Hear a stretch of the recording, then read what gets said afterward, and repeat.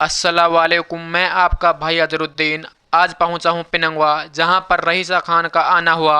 वहीं पर लोगों ने भारी संख्या में पहुंचकर रईसा खान का फूल मालाओं से स्वागत किया।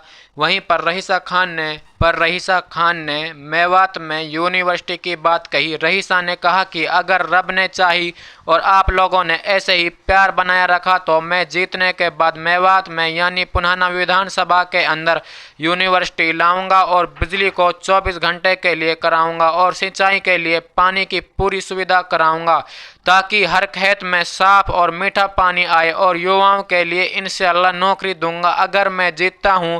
अल्लाह पाक ने इज्जत दी। तो वहीं पर भीड़ में आए लोगों का भी यही कहना था कि अब की बार तो रईसा खान जीत रहे हैं, क्योंकि रईसा खान जैसा लीडर ही पुन्हाना विधानसभा का नक्शा बदल सकता है। वहीं पर लोगों ने कहा कि पिछले 5 सालों में इलियास मंत्री ने कोई भी काम नहीं कराया है, इसलिए हर एक व्यक्ति का यही कहना था कि अब की बार रईसा खान लाओ, ताकि पुन्हाना विधानसभा में काम देखने को मिले और युवाओं को रोजगार मिले। रईसा ने कहा कि कुछ हम नेता लोगों की भी कमी रही है, जो मेवात में नशे में युवाओं की जनसंख्या बढ़ी। अगर युवाओं के लिए नौकरी नहीं मिलेगी तो युवा नशे की लत में पड़ जाते हैं। ईसा ने कहा कि जो हमसे माजी में गलती हुई है इंशाअल्लाह उनको सुधारेंगे।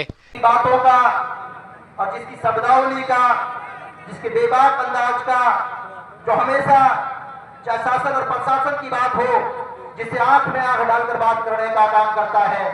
मैं उस शालीनता की मिसाल, उस सच्चाई की मिसाल और युवाओं की जान, और किसी कलमकार ने लिखा था कि उबलते हुए खून की रवानी रईसा, उबलते हुए खून की रवानी रईसा और पुन्हाना के युवाओं की जवानी रईसा। जो सोए हुए थे पुन्हाना के लोग, उनको जगह उठाने की कहानी रईसा। साथियों, ये परिवार आज जो 90 की 90 विधानसभा हरियाणा के अंदर सबसे पहली सीट जो क्लियर आप लोगों ने की थी, वो पुन्हाना विधानसभा की पिछले कार्यकर्ता मीटिंग के अंदर आप लोगों ने अपने जेस और जनादेश को दिखाकर ये बात साबित कर दिया था कि हरियाणा के अंदर सबसे पहली सीट 90 विधानसभाओं में से पुन्हाना वाली सीट ऐसी है कि जो ऐतिहासिक वोटों से जीतकर चंडीगढ़ में परचम लहराने का काम करेगी। ये कोई छोटी बात नहीं। किसी कलमकार ने लिखा था कि मंजिल यूं ही नहीं मिलती राही को मंजिल, यूं ही नहीं मिलती राही को मंजिल, दिल में एक जुनून सा जगाना पड़ता है। और पूछा चिड़िया से कैसे बना ये आसियाना, बोली भरनी पड़ती है उड़ान बार बार, तिनका तिनका उठाना पड़ता है। भाई रईसा जी ने अपने 5 साल के कार्यकाल के अंदर एक व्यक्ति से डायरेक्ट जुड़ करके, गैप नहीं था। आप देखोगे हरियाणा के और लीडरों को इतना गैप एक मिलने में 6 महीना लग जाते हैं, बाकी जब आप घर से उम्मीद करके निकलते हो कि रईसा जी से मुलाकात करनी है, आपको गेट पे खड़े हुए मिलते हैं। मुझे नहीं लगता हरियाणा प्रदेश के अंदर कोई और विधायक ऐसा होगा कि जो आपको गेट पे आपको सामने उपस्थित मिलते हैं, आपकी मूलभूत सुविधाओं से आपको अवगत कराने का काम करते हैं। और आप 5 साल का इलाज काज आपने देखा, आपको मूलभूत सुविधाओं से वंचित रखने का काम किया।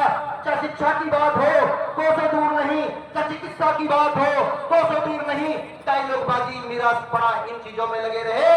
इन चीजों से इलाके का विकास नहीं होता। विकास तब होता है जब विधानसभा के अंदर यूनिवर्सिटी की बात करेंगे।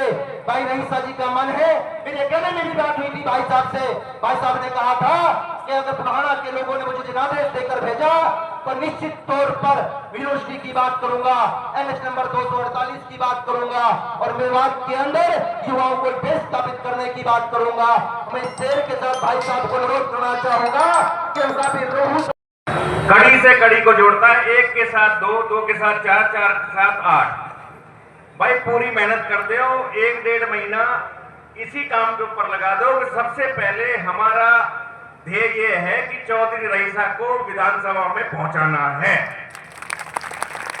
तो मैं तो केवल 2 शब्दों के साथ अपने इस मंच के माध्यम से अपनी बात को विराम यहीं से देता हूं कि ज्यादा से ज्यादा संख्या में लोगों को जोड़े और 1 तारीख को जब वोटिंग हो ज्यादा से ज्यादा वोटों की परसेंटेज में वोट डालें और 1 तारीख को नहीं 2-4 दिन पहले ही रईसा खान को जिताने का कार्य करें इस पुन्हाना विधानसभा से। धन्यवाद। मीटिंग के मुख्य अतिथि चौधरी रईसा खान जी, आने वाले भावी विधायक। और बाईसी के सभी गांवों से आए हुए सरपंच साहिबान, मौजी जान, मेरे बुजुर्गों, दोस्तों, आप सभी को पता है कि चुनाव का बिगुल बज चुका है। आने वाले 1 तारीख को 10वें महीने में वोट डलेंगे। बस चुनाव की शुरुआत है, इसी के मकसद में ये मीटिंग यहाँ बुलाई गई है। जिस भाई को भी अपना कोई भी विचार साझा करना हो वो यहाँ आए। तो या रेलवेल का या एसडीएम का बिठवाने का काम हो, और लगभग 80 रोड मैंने नए अपनी विधानसभा में बनवाए।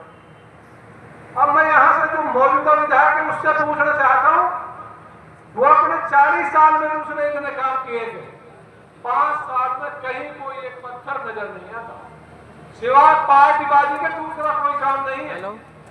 हेलो हाँ हाँ मैं तो आप लोगों से बस दोस्तों यही 5 अपील मिनट करना बाद, चाहता 5 हूं। मिनट आपको एक बात भी क्लियर तो कर ले देना चाहता हूं कि जो मेरे मुद्दे जिनमें मैं चुनाव लड़ूंगा मैं आपके सामने रखना चाहता हूं। ये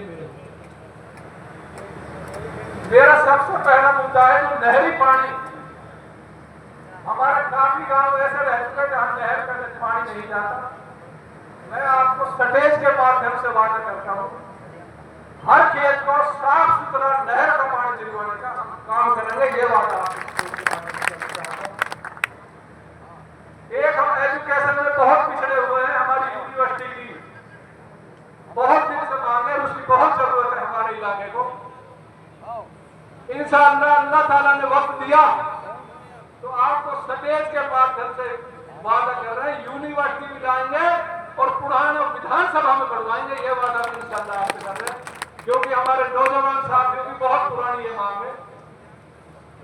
हमारे यहाँ बिजली की बहुत समस्या है दोस्तों, क्योंकि 8-10-12 घंटे लाइट आती है, क्योंकि हर विधानसभा में 33 केवी के 5-5-6-6 ट्रांसफार्मर लगे हुए हैं, जबकि हमारी विधानसभा में कुल 3 है, ये 66 का 2 33 केवी। आने वाले समय में इस बिजली की समस्या को दूर करेंगे, कम से कम 4 33 केवी नए हम लगवाएंगे, जो हमारी लाइट की दिक्कत खत्म हो जाए। पानी की हमारे यहाँ बहुत दिक्कत है, पीने की पानी की समस्या वाकई में। और हम जब टैंकर लाते हैं, कोई 1000 में डलवा रहा, कोई 1200 में डलवा रहा, बड़ा पैसा बर्बाद हो रहा। आने वाले समय में हम हर घर और हर गांव में पीने का पानी आपको पहुंचाएंगे, ये वादा हम सटेज के माध्यम से कर रहे हैं।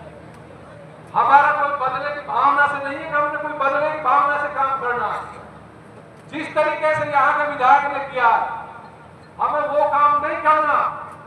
हमें तो यहाँ का विकास करना है, अपने बच्चों के लिए नौकरियों का इंतजाम करना है।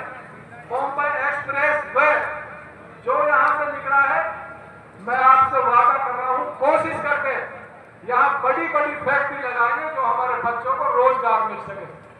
आज हमारे बच्चे दूसरी तरफ जा रहे हैं। आप सबको पता है, कोई नशे की आदत पड़ गई, किसी को चोरी की आदत पड़ गई, किसी को सट्टे की आदत पड़ गई। इसके जिम्मेवार हम भी है भाई। ये हमारी भी कमी रही, जब बच्चों को रोजगार नहीं मिलेगा तो हमारे बच्चे आपको पता है गलत रास्ते पे जाएंगे। तो दोस्तों, ये चुनाव है, आपका चुनाव है। आज से ही आप लोग गांव में लग जाएं, एक एक वोट के लिए मेहनत करें और 1 तारीख को